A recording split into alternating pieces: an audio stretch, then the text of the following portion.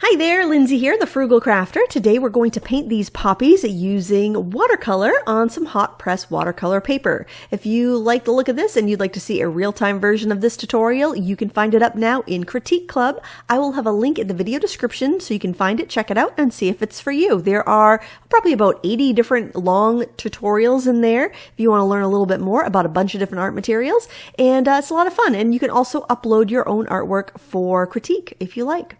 Now I'm sketching here with a soft pencil. This is, I think, a 6B Derwent graphic pencil, and I have sharpened it by kind of whittling away the wood so I don't have to sharpen it very often, and I can kind of sketch and shade and be real bold with it. Now the reason I'm drawing really bold is because this is not my good art paper. I've actually worked out the composition and drawn it really lightly on some Arches hot press watercolor paper.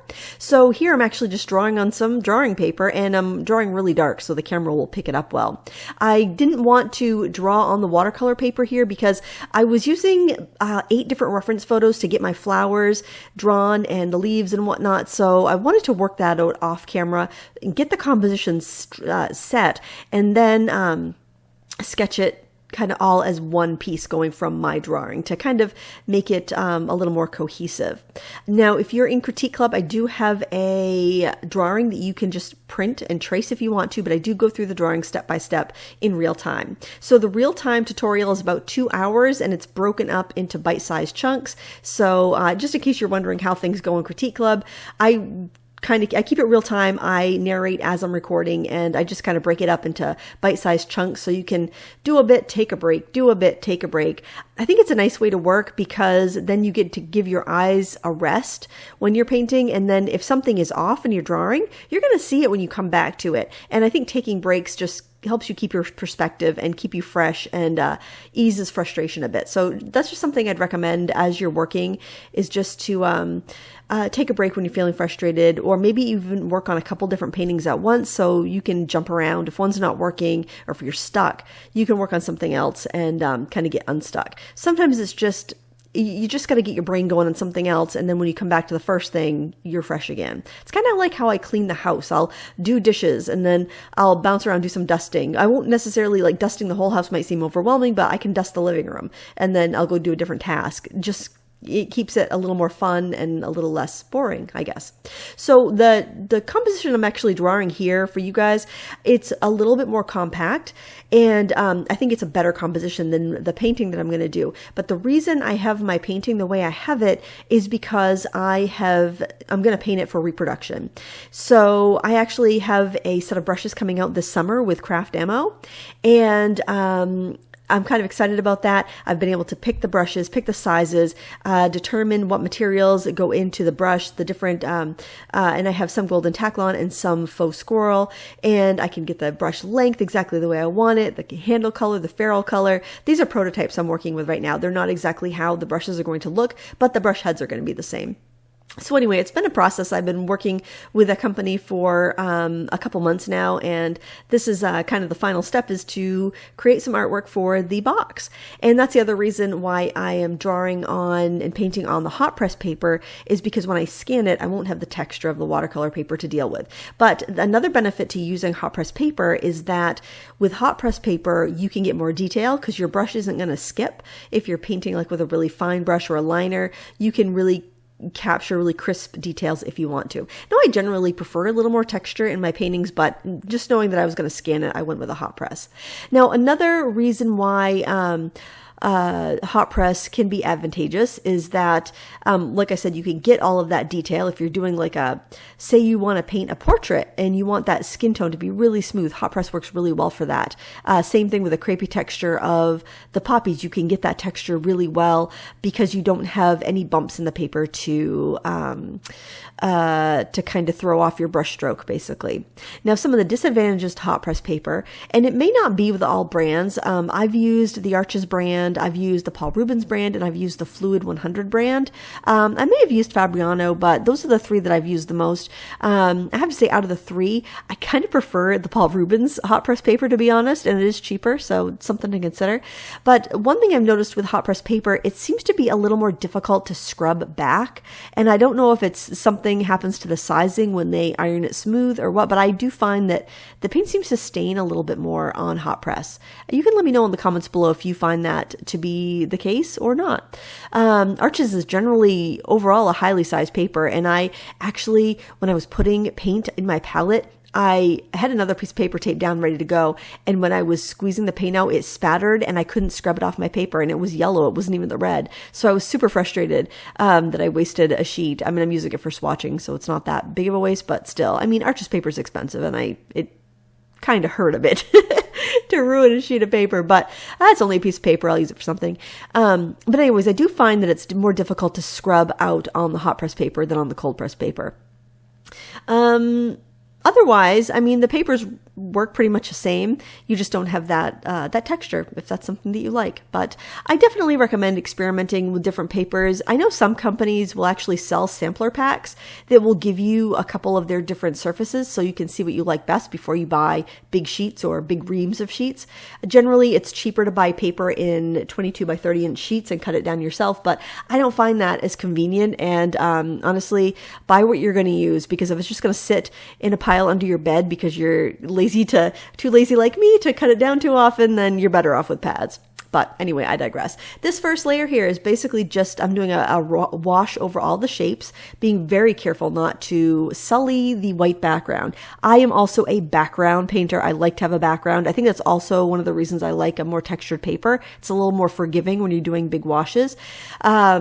And if I am going to put a background in something, I do the background first. So if I was to approach this composition the way I normally paint, I would probably actually wet the back side of the paper and slap it down onto my mat there, and then wet the front, and then put a wash in everywhere. Do the background, do the pinks or yellows over the flower. I would go real light with the flowers because I know I'd want to come in and make those edge crispier when I was and more in focus when I was doing my subsequent layers. But I would get that background in, and I would just get something everywhere on the paper to begin with. But I would also be using a more textured paper. But this is as a specific need for this painting. I have a specific need for this design, so that's why I have a white background, and that's why I'm working on hot press paper. I think it's important to learn how to use these different surfaces and these different products, because they will come in handy. Even if they're not your daily use materials, it's always nice to know how different materials react. Now, this paint is the Dr. P.H. Martin's Hydrus liquid watercolor. Now, these paints are a lot of fun. They're very vibrant. The reason I don't reach for them that often, quite frankly, is down to my incessant laziness. I like to open up a tin of watercolors, spritz them with some water, and be ready to go. Whereas if I'm using the Hydrus watercolors, I need to plan it out a little bit. I need to pick out what colors I'm going to use and put them in a palette. And that's, that's not opening a lid and seeing all my colors at once and just going from there. So it just takes a little more planning. And I tend to, when I want to paint, I want to paint now. I want to paint 5 minutes ago. And so I just jump in with a tin usually. But these are fun to use. They're really high quality, and they are light fast. So if you like a liquid product, definitely consider these, because a lot of liquid watercolors are not light fast because they're not made with pigments. They're made with dyes. Dr. P.H. Martin's does have a dye line called Radiance, which is kind of fun too, because that can do some things that the Hydrus won't do. You can't dye fabric with the Hydrus paint and expect it to stay in your fabric where you can with the Radiance. So, different products do different things, and that's why it's important to try different products and learn what they do, because even though they're not your everyday materials, you might have a need in your artistic life for that product. Like you might want that dye-based product because you're making a scarf, or you're dyeing a face mask, or you're doing something where you want a product that's going to be not light fast, but it's going to be color fast. Like it's not going to it's not going to wash out of your material, and you want it for that. So it's just a good idea to know about things, know about products, or learn about products. Maybe I'm just a product geek. I don't know. Probably a little bit of everything. So here I'm doing some glazing layers, and you probably saw me scrub out a little bit of the center where my red wash has gotten a little wonky and gone into the middle part, and that's one of the reasons, hard to scrub out on a hot press paper for some reason. But anyways, it's fine. Everything is fine here in this in this lovely little poppy painting. So I'm basically doing a couple different layers on my the crepey texture, the veiny crepey texture. I'm doing one layer that's just a darker version of my initial wash, or barely even darker, just basically glazing over with my initial wash to build some depth, and then I go in darker with a little bit more color. Now here I'm just mixing some black with my carmine red, phthalo blue, and a touch of the Hansa Yellow Deep, just to give it, just to take out that kind of purpley tone. And that makes me a really nice black. So I'm only using 5 colors. I probably could have done away with one of the yellows, to be honest, but I'm only using 5 colors. I know I'm not going to get mud. And the most important thing of this particular artwork is that it reproduces well. So having a little bit more of a range in that red, I thought would be good, since red can be a little difficult to reproduce. But I'm going to be doing the handles in these brushes with a ruby red, and it's not really showing up. It's got too much reflection here, but this is the liner from the set. It's going to have kind of a ruby red, almost garnety type color handle, and a rose gold ferrule. So pretty. I was going to go with coral. I got the prototypes from the coral and it looked a little too beigey to me. And then I was like, my first instinct was to go with a red or a burgundy because it's my favorite color. So I ended up going back with that. I just also think it looks kind of classy. I'm all about the class, friends. You know that. Anyway, I thought it'd just look real nice, and it also would look kind of professional, and so I didn't want it to look gimmicky, because it's not a gimmick.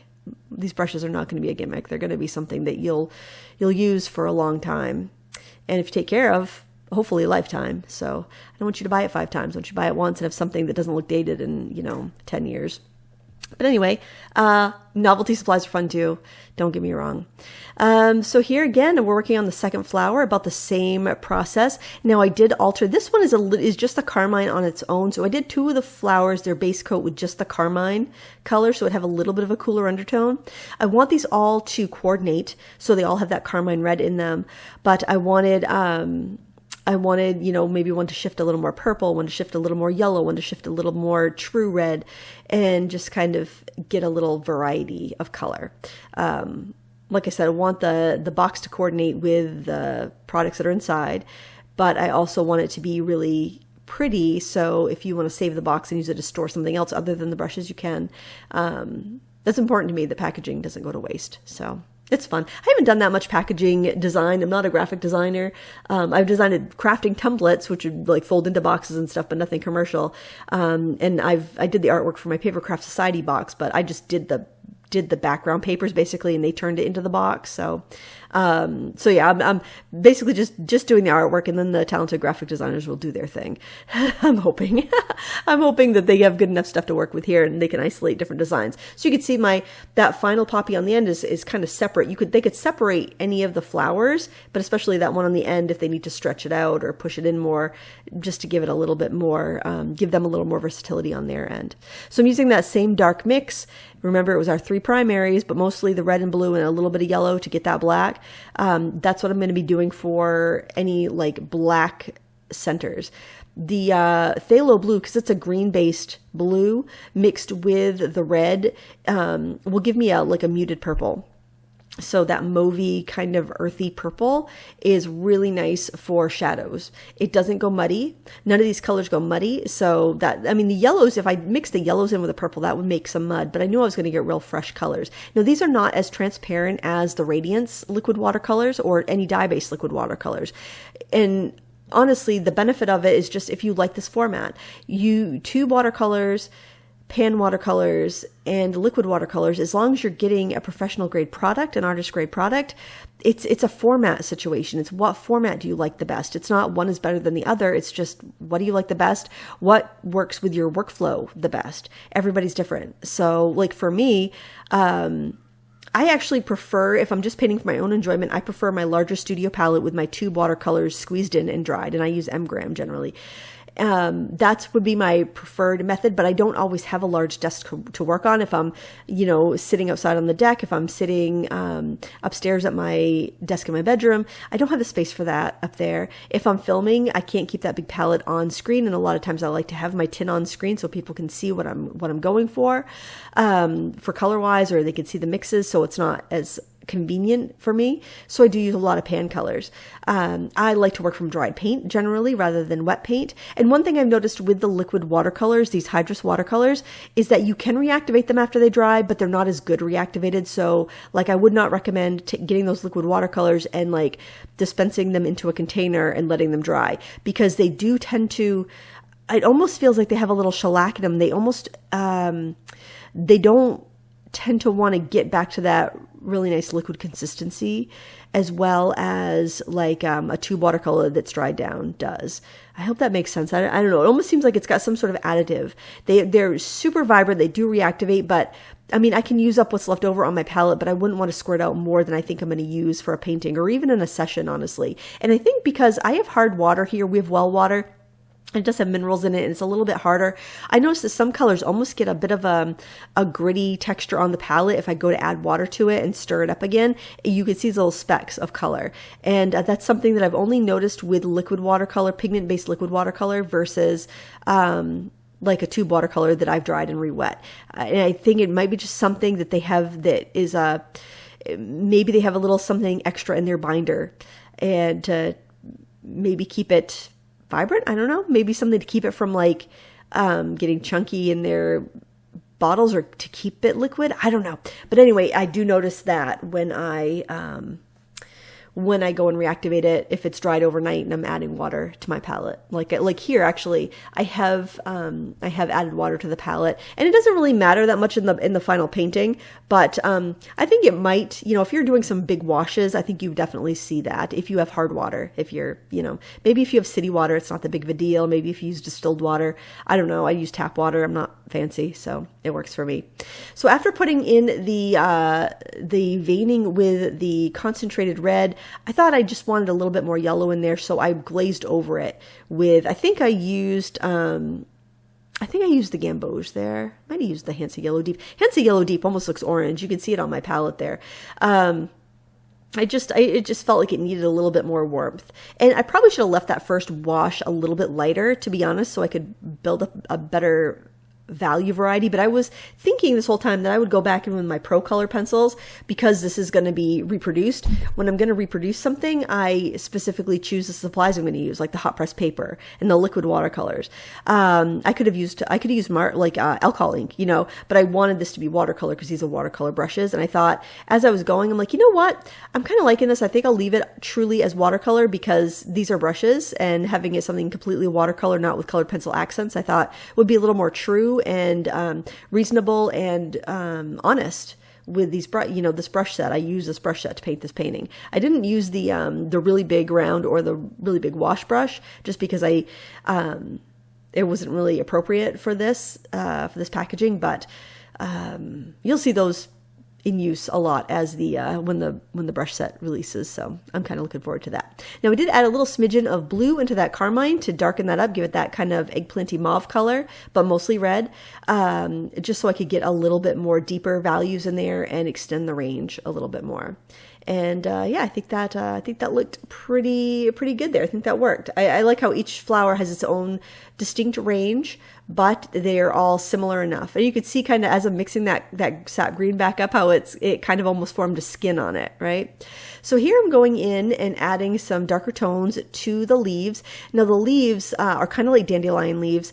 These two leaves here you're seeing them in profile. So that center vein is actually what you're seeing on that big one is on the right hand side. That's the center vein, and the leaves is kind of folded a little bit. So I'm getting in those darker tones, and I'm also just kind of flicking little hairs, because poppy leaves, poppy stems, poppy buds all have these really fine hairs on them. Now, I didn't want to get too crazy with tiny details on this, because this will be shrunk down for the box, but I think that does impart a really nice texture that's unique to poppies. And poppies, I think, are probably my favorite flower to paint. And it's like, I always have to tell myself, don't paint another poppy, Lindsay. If I Google poppy on my YouTube channel or my blog, I'll get pages and pages of results, because I painted so many poppies in so many different mediums, mostly watercolor though.